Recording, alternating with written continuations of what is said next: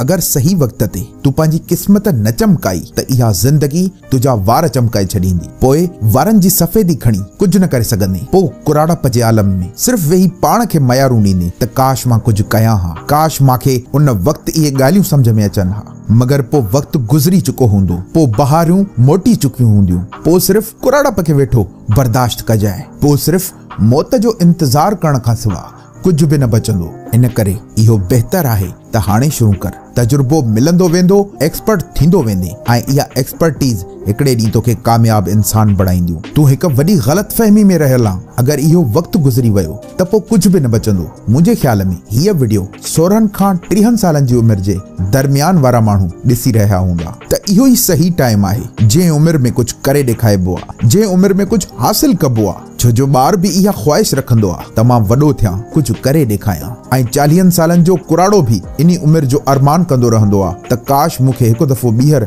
मौक़ो मिले, काश इहा उमिरि 16 खां 30 सालनि जी उमिरि काश मूंखे ॿीहर मिले त मां कुझु करे ॾेखारियां, मां इनकलाब बर्पा करे ॾेखारियां, मां वक़्तु मटाए ॾेखारियां, मां कुझु हासिल करे ॾेखारियां। छो जो 40 सालनि खां पोइ इहो सम्झ में अची वेंदो आहे त इहा ई उमिरि आहे जंहिंमें इनकलाब आणे सघिजे थो, इहा ई उमिरि आहे जंहिंमें कुझु करे सघिजे थो, इहा ई उमिरि आहे जेका इनकलाब बर्पा कंदी आहे। त पोइ तूं बि वक़्तु बदिलाए ॾेखार, तूं बि शोर मचाए ॾेखार, तूं बि कुझु करे ॾेखार। ए मुंहिंजा दोस्त, ए मुंहिंजा भाउ, हीअ तुंहिंजी उहा उमिरि आहे जो डिसाइड कंदी आहे त मूंखे आबाद थियणो आहे या बर्बाद थियणो आहे, ग़रीब रहणो आहे या अमीर थियणो आहे। फ़ैसिलो तुंहिंजे पंहिंजे हथनि में आहे। तूं कुझु करे त कुझु थींदे, तूं कुझु न कंदे त तूं इते ई हूंदे। अगर मुंहिंजी इन ॻाल्हि खे तूं अॼु सही नमूने सां सम्झो त तूं कुझु थी वेंदे।